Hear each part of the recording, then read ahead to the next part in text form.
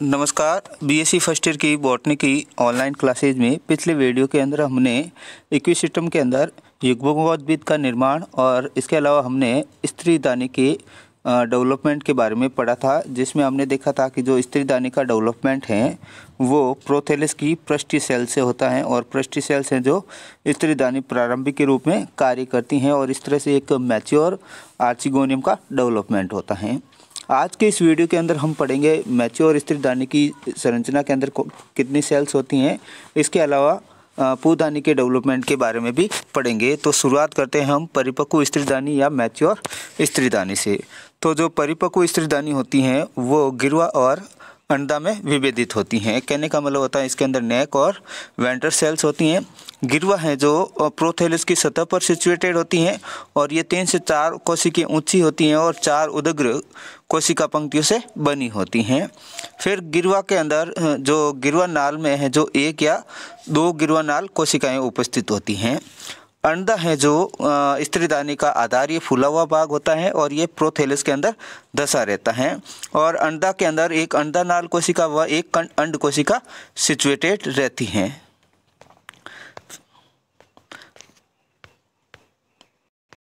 अब हम पढ़ते हैं पुदानी के बारे में और पुदानी के विकास के बारे में। तो पुदानी का विकास है जो प्रोथेलस के उपांत पर स्थित मेरिस्टेम की पृष्ठीय कोशिकाओं से होता है।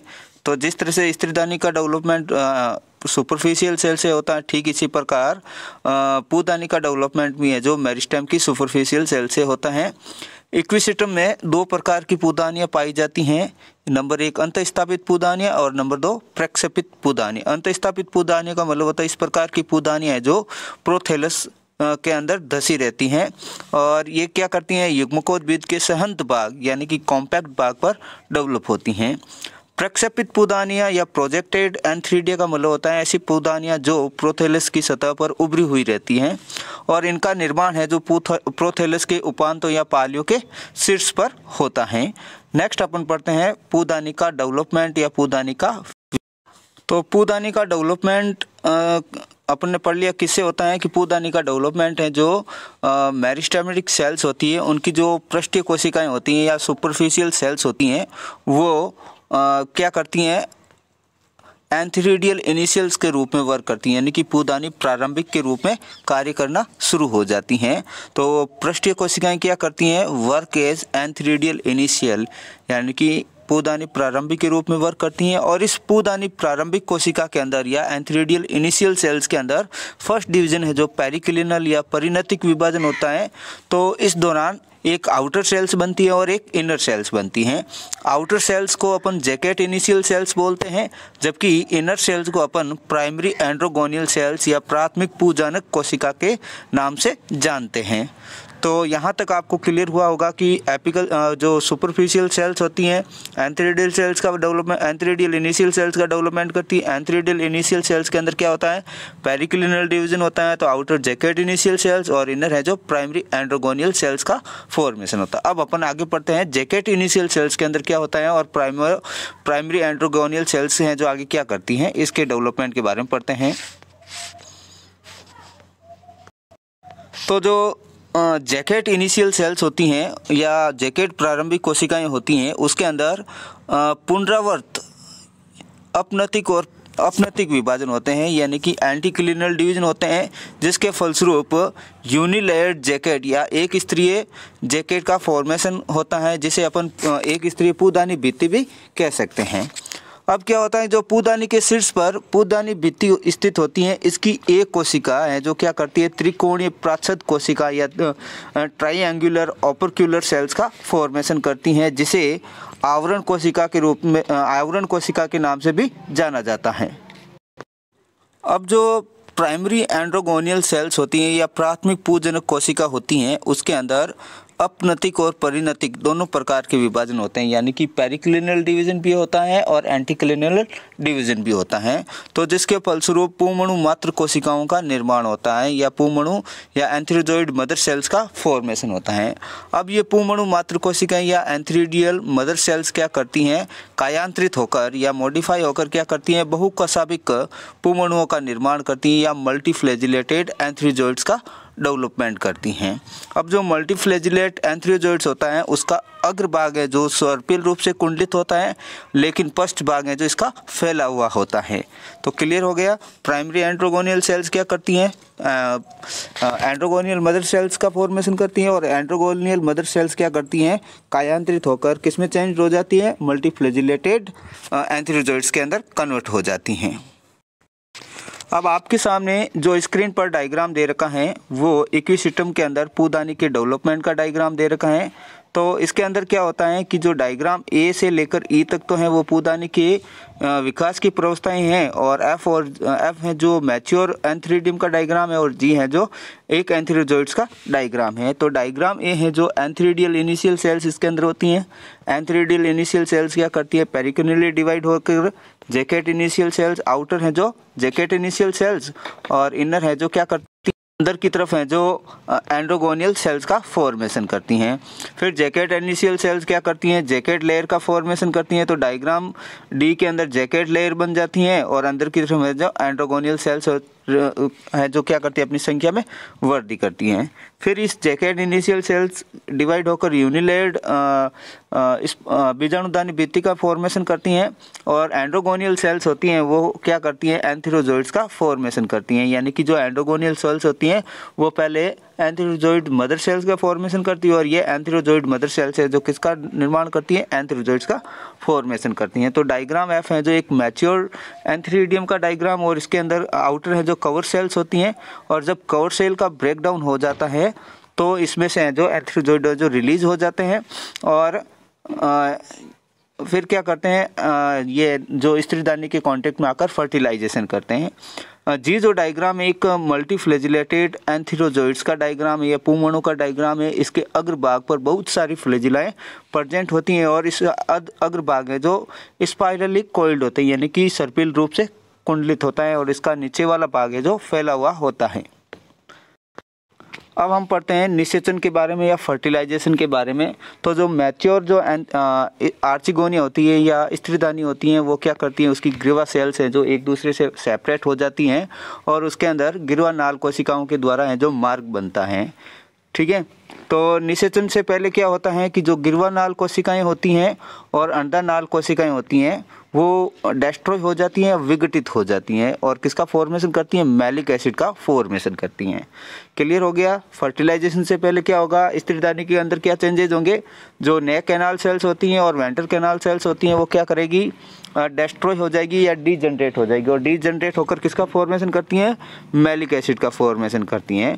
उसी टाइम क्या होता है कि निषेचन से पहले पूदानी के अंदर भी जो पूदानी की कवर सेल्स होती हैं वो ब्रेकडाउन होती हैं, और ब्रेकडाउन होने से पूदानी के अंदर जो सिचुएटेड एंथ्रियोजोइड्स होते हैं वो बाहर रिलीज होकर जल के अंदर तैरते रहते हैं। फिर जो स्त्रीदानी के द्वारा जो मैलिक एसिड बनता है उस मैलिक एसिड के कांटेक्ट में आते ही, यानी कि जल में तैरते हुए बहुकशाभिक पुंमणु क्या करते हैं, मैलिक एसिड के कांटेक्ट में आते हैं, और मैलिक एसिड के कांटेक्ट में आते ही ये क्या करते हैं, स्त्रीदानी की ओर अट्रैक्ट होते हैं या आकर्षित होते हैं, जिसके फलस्वरूप अनेक पुंमणु हैं जो गिरवा नाल कोशिका के थ्रू या और अंडा नाल कोशिका के थ्रू जो मार्ग बनता है उसके थ्रू है जो स्त्रीदानी के अंदर प्रवेश करते हैं। लेकिन बहुत सारे एंथ्रियोजोइड्स में से केवल एक पुंमणु या एक एंथ्रियोजोइड्स है जो अंड के साथ फर्टिलाइज होता है और किसका फॉर्मेशन करता है, जाइगोट का फॉर्मेशन करता है। तो पुंमणु और अंड कोशिकाएं हैं जो आपस में संयोजित होकर एक द्विगुणित स्ट्रक्चर बनाती हैं जिसे जाइगोट या युग्मनज कहते हैं।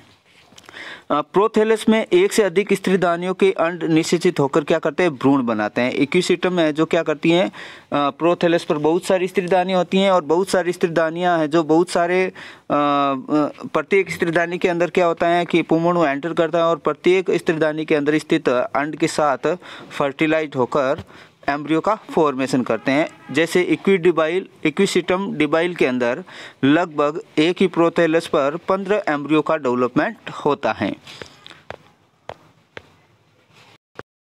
अब हम नेक्स्ट पढ़ते हैं निषेचन के बाद में इक्विसिस्टम के अंदर एम्ब्रियो के डेवलपमेंट के बारे में पढ़ते हैं या भ्रूण के विकास के बारे में पढ़ते हैं। तो जो डिप्लॉइड जाइगोट होता है वो बीजाणुद्वित प्रवस्था की प्रथम कोशिका के रूप में कार्य करता है। जाइगोट के अंदर जो फर्स्ट डिवीजन होता है वो ट्रांसवर्स डिवीजन होता है या अनुप्रस्थ विभाजन होता है, जिसके कारण आउटर है जो एपीबेसल सेल्स का फॉर्मेशन होता है और इनर है जो हाइपोबेसल सेल्स या अदर कोशिका का निर्माण होता है। सिलेजिनेला की तरह इक्विसिस्टम के अंदर जो एपीबेसल सेल्स होती हैं वो निलंबक का निर्माण नहीं करती हैं, यानी कि इसके अंदर सस्पेंसर या निलंबक का निर्माण नहीं होता है। दोनों सेल्स एपीबेसल और हाइपोबेसल सेल्स दोनों है जो एम्ब्रियो के डेवलपमेंट में भाग लेती हैं। इस दो सेलुलर एम्ब्रियो के अंदर क्या होता है, वर्टिकल डिवीजन होता है। तो वर्टिकल डिवीजन से क्या होता है कि जो वर्टिकल डिवीजन से 4 सेलुलर एम्ब्रियो का डेवलपमेंट होता है, जिसे अपन क्वाड्रेंट एम्ब्रियो या चतुष्क भ्रूण भी कहते हैं। और इस चतुष्क भ्रूण के अंदर अगेन है जो वर्टिकल डिवीजन होता है जो पहले के 90 डिग्री एंगल पर होता है। तो 8 सेलुलर एम्ब्रियो का फॉर्मेशन होता है। इस 8 सेलुलर एम्ब्रियो में से 4 सेल्स हैं जो एपीबेसल होती हैं और 4 सेल्स हैं जो हाइपोबेसल्स होती हैं। अब जो 4 एपीबेसल सेल्स होती हैं उनमें से एक सेल्स क्या करती हैं, जो सबसे बड़ी होती हैं वो प्रोशीर्ष कोशिका या सूट एपिकल सेल्स के रूप में वर्क करता है, जबकि जो शेष तीनों सेल्स होती हैं वो क्या करती हैं, वर्क एज लीफ इनिशियल यानी कि पर्ण प्रारंभिक के रूप में कार्य करती हैं। तो एपीबेसल की जो चारों सेल्स होती हैं वो क्या करती हैं, सूट और लीफ इनिशियल्स का फॉर्मेशन करती हैं, जबकि जो नीचे की जो हाइपोबेसल सेल्स होती हैं उनमें से भी जो एक सबसे बड़ी कोशिका होती हैं वो मूल प्रारंभिक या रूट इनिशियल्स के रूप में वर्क करती हैं और शेष तीनों सेल्स क्या करती हैं, प्रोथैलस की पाद कोशिका या फुट का फॉर्मेशन करती हैं। अब जो प्रो और मूल की जो शीर्ष कोशिका होती है उसकी सक्रियता के कारण प्रो और प्राथमिक मूल के अंदर जो है तीव्र वृद्धि होती है और जो भ्रूणीय मूल होती है या एम्ब्रियोनिक मूल होती हैं वो क्या करती हैं, प्रोथैलस को भेद कर मिट्टी के अंदर एंटर कर जाती हैं। फिर क्या होता है, जो प्रोशीर्ष सेल से व्युत्पन्न कोशिकाएं होती हैं वो नोड और इंटरनोड में डिफरेंशिएट हो जाती हैं और इस प्रकार एक नए स्पोरोफाइट का डेवलपमेंट होता है। आपके सामने स्क्रीन पर जो डायग्राम दे रखा है वो इक्विसिस्टम के भ्रूण के डेवलपमेंट का डायग्राम है और इस डायग्राम के अंदर हम देखते हैं कि इक्विसिस्टम के अंदर एम्ब्रियो का डेवलपमेंट कैसे होता है। तो जो ए डायग्राम है वो जाइगोट का डायग्राम है और इस जाइगोट के अंदर फर्स्ट है जो ट्रांसवर्स डिवीजन होता है, तो 2 सेल्स बनती हैं, एपीबेसल और हाइपोबेसल, और इन दोनों सेल्स के अंदर और अगेन है जो वर्टिकल डिवीजन होता है तो 4 सेल्ड एम्ब्रियो का डेवलपमेंट होता है जो बी डायग्राम है। और फिर इस 4 सेल्ड एम्ब्रियो के अंदर और अगेन वर्टिकल डिवीजन होता है तो 8 सेलुलर एम्ब्रियो का डेवलपमेंट होता है। इस 8 सेलुलर एम्ब्रियो में से जो अपर वाली जो एपीबेसल सेल्स होती हैं, 4 एपीबेसल सेल्स, वो क्या करती हैं, उनमें से एक सेल्स क्या करती हैं, apical cells of the shoot का फॉर्मेशन करती हैं, यानी कि सूट की एपिकल सेल्स का फॉर्मेशन करती हैं और बाकी सेल्स तीनों है जो क्या करती हैं, लीफ प्राइमोडिया या लीफ इनिशियल्स का फॉर्मेशन करती हैं। तो सी डायग्राम है जिसके अंदर जो अपर एपीबेसल सेल्स होती हैं उनमें से एक सेल्स क्या करती हैं, सूट एपिकल सेल्स के रूप में वर्क करती हैं। जो डी डायग्राम है इसके अंदर सूट इनिशियल्स का फॉर्मेशन होता है और नीचे की तरफ है जो ऊपर की तरफ तो है जो सूट इनिशियल्स और नीचे की तरफ है जो रूट इनिशियल सेल्स का फॉर्मेशन होता है। अब जो ई डायग्राम दे रखा है जो सूट इनिशियल सेल्स होता है उसके अंदर क्या होता है, सूट एपेक्स का फॉर्मेशन होता है और अपर पार्ट है जो प्रोथैलस का फॉर्मेशन होता है। इसके अलावा जो एपीबेसल्स की जो 3 सेल्स होती हैं वो क्या करती हैं, इनमें से तीनों सेल्स क्या करती हैं, लीफ प्राइमोडिया का फॉर्मेशन करती हैं। नीचे वाली जो हाइपोबेसल्स की जो तीनों सेल्स होती हैं वो क्या करती है, फुट का फॉर्मेशन करती हैं। और इस तरह से थैलस के अंदर वृद्धि होती हैं तो अपर की तरफ जो प्रो सूट होता है उसके अंदर उसकी सेल्स के अंदर डिवीजन होता है तो उससे अनेक डेराइव्ड या व्युत्पन्न कोशिकाएं बनती हैं और ये व्युत्पन्न कोशिकाएं नोड और इंटरनोड में डिफरेंशिएट हो जाती हैं और नीचे की ओर जो रूट्स होती हैं वो क्या करती हैं, प्रोथैलस को भेद कर सॉइल्स के अंदर एंटर कर जाती हैं और इस तरह से एक नए स्पोरोफाइट का डेवलपमेंट हो जाता है। आपके सामने स्क्रीन पर जो लाइफ साइकिल का फ्लो चार्ट दे रखा है वो इक्विसिस्टम की लाइफ साइकिल का है। तो इक्विसिस्टम का जो स्पोरोफाइट होता है वो डिप्लॉयड होता है और इसके अंदर वेजिटेटिव रिप्रोडक्शन है जो ट्यूबर्स के द्वारा होता है और सेकंड जो रिप्रोडक्शन होता है वो स्पोर्स के द्वारा होता है। तो इक्विसिस्टम के अंदर स्ट्रोबाइल्स बनते हैं और स्ट्रोफाइल्स हैं जो किसके ऊपर स्ट्रोबाइल्स के ऊपर स्ट्रोबाइल्स के हैं जो स्पोरेंजिया 4 पर बनते हैं और इन स्पोरेंजिया 4 पर स्पोरेंजिया प्रेजेंट होती है और स्पोरेंजिया के अंदर स्पोर मदर सेल्स बनते हैं। यहाँ तक हैं जो डिप्लॉयड प्रोसेस होती हैं और ये जो कंडीशन है जो स्पोरोफाइटिक फेज को शो करती हैं। फिर इस स्पोर मदर सेल्स के अंदर मियोसिस होता है तो स्पोर्स का फॉर्मेशन होता है यानी कि हैप्लॉइड स्पोर्स का फॉर्मेशन होता है और ये सारे के सारे स्पोर्स है जो एक समान होते हैं इसलिए इनको होमोस्पोरस भी कहते हैं और ये हैप्लॉइड होते हैं। फिर ये जर्मिनेट होकर प्रोथेलिस का फॉर्मेशन करता है और ये प्रोथेलिस भी क्या होता है हैप्लॉइड होता है। अब प्रोथेलिस पर एंथीरिडिया और आर्चिगोनियम का डेवलपमेंट होता है ये भी हैप्लॉइड होती हैं। एंथीरिडिया से एंथीरोजोइड्स और आर्चिगोनिया से एक सेल्स का फॉर्मेशन होता है। फिर इन दोनों के अंदर फर्टिलाइजेशन होता है तो वापस डिप्लॉइड स्टेज का डिप्लॉइड स्टेज जो स्टार्ट हो जाती है यानी कि जाइगोट है जो डिप्लॉइड होता है और इस जाइगोट के अंदर डिवीजन होता है एम्ब्रियो का फॉर्मेशन होता है और ये एम्ब्रियो क्या करता है वापस नए स्पोरोफाइट का डेवलपमेंट करता है। तो इसी के साथ आपकी बीएससी फर्स्ट ईयर की पेपर 3 की यूनिट सेकंड है जो कंप्लीट होती हैं।